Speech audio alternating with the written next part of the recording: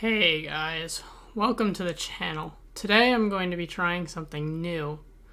I came up with this amazing theory about piglins in Minecraft, and I think you guys will enjoy this. So leave a like if you like it, and share it with your friends so they know the truth about these dangerous creatures.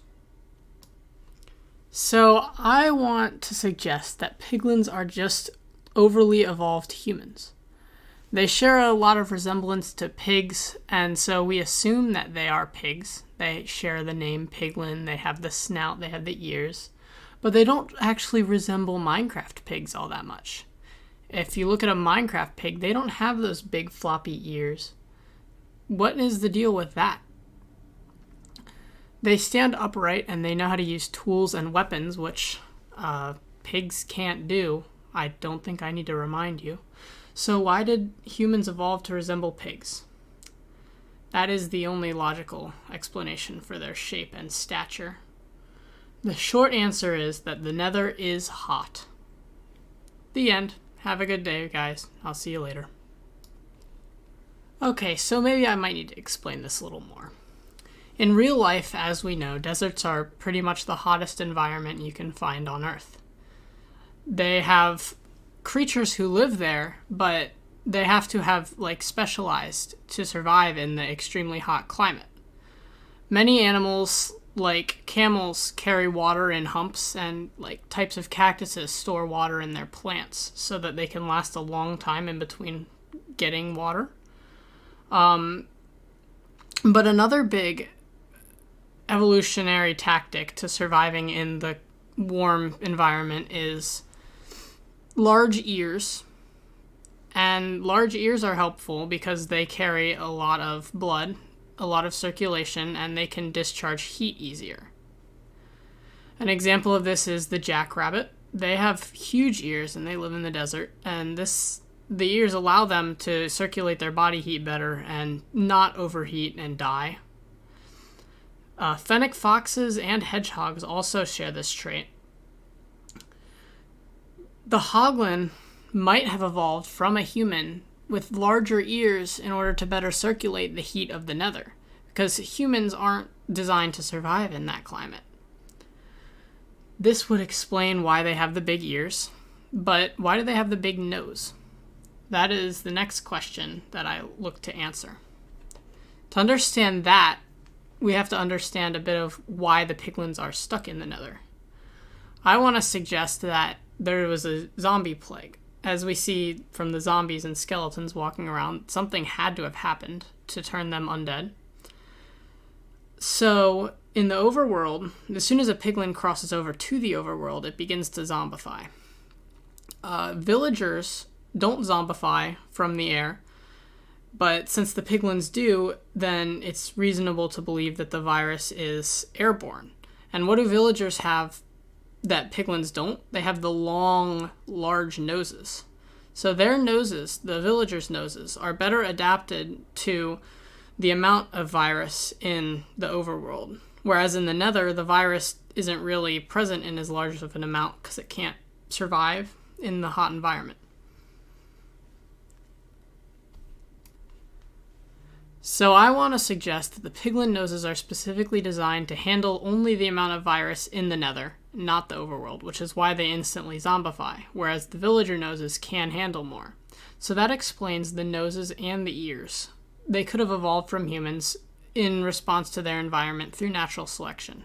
Humans with smaller ears couldn't live in the heat because it roasted them alive, and humans with smaller noses became zombified and couldn't really aid in repopulation.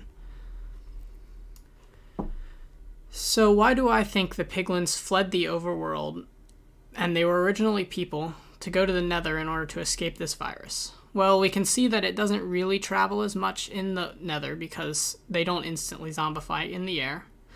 But what's to suggest they weren't already living there in the first place? Well, for one thing, most Nether mobs are immune to fire, and they are not, which makes them a little bit outcast, but it can be looked past. They have a behavior that we're all aware of, where they very much like to hoard gold. Gold doesn't really seem that useful. It just makes flimsy tools. It makes blocks that don't really look good in building. So why would they want to hoard gold? Well, gold seems to have some kind of curing ability for the virus that I suggested earlier. Why do I say that? Well, there's a very, very big tool that you use to heal zombie villagers, and that is the golden apple. And why would golden apples heal them specifically? Weakness potions don't really seem like they do it. It would just allow you to get close and feed the apple to the zombie. So why do the golden apples heal them? I think that it's because gold, or at least gold combined with apples, has the ability to heal the zombie virus. So they fled to the Nether knowing this. They hoarded as much gold as they could, and then without apples in the Nether, they didn't make them into golden apples.